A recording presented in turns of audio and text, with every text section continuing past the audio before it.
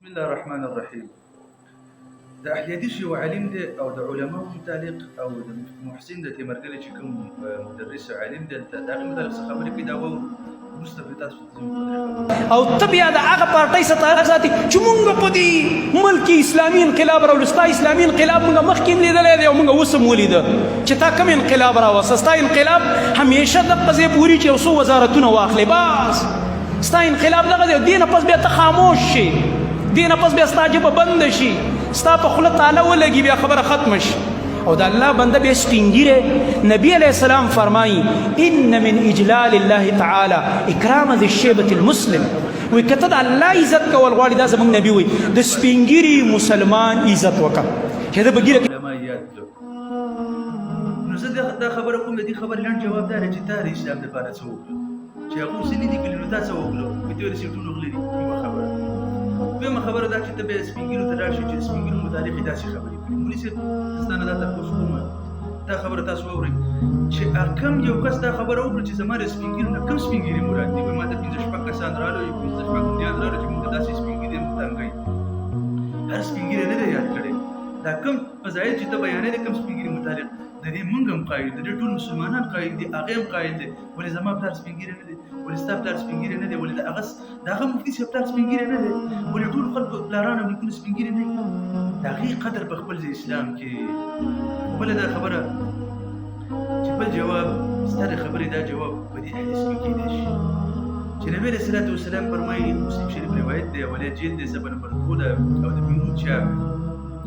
مسلم شریف کې ابو هريره رضی الله عنه روایت دی فرمایي قال رسول الله صلى الله عليه وسلم ثلاثه لا يكلمهم الله يوم القيامه درې قسم خلک دي چې د سره په ورځ د قیامت الله خبرې کول نه غواړي دا کم خلک دي او الله جل شانه به دوی تزکیه نه کوي نه به پاک کوي دا خلک الله جل شانه پاک کوي او ولا ينظر اليهم الله جل شانه د رحمت په نظر هم نه ګوري الله به کو ترخیص او تقصف په نظر ګوري په دې کې الله جل شانه دې لپاره کوي عذاب الیم ولهم عذاب الیم په دې کې اولین نمبر کم کس دی شیخ زان هغه سپینګیره چې هغه ګناهونه کوي زناونه کوي زنا یې زده کړي دا مطلب نه دی چې دا به حرام کوي سود به کوي سود به د سپینګیرې لپاره جایز وي پردی پولې به وایي پردي بریدونه به وایي دا به د سپینګیرې لپاره جایز وي نه کوم سپینګیری چې غلط کارونه کوي نو دا د دې لپاره ډېر زیات خطرناک دی بیا چې زناونه کوي غلط کارونه کوي کنځلې کوي نو دا سپینګیری ډېر بدبخته سپینګیری دی بیا هغه سپینګیری کوم چې موږ قدر کوو د مجلس ورغي هغه نه دی دا بدبخته سپینګیری دی یوه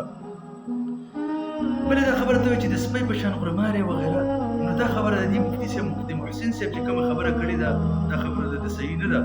داسې تعبیر کول خیر دا غلط دي غلط ته به غلطه وي او صحیح ته به صحیح وي یوه بله خبره بله دا خبره چې دا منافقین ورته ویلي نو دا یې ټولو ته نه دي ویلي هغه کوم بدبخته خلک چې دی کوم بدبخته سپینګیری دی هغې ته دا منافق ویلی دی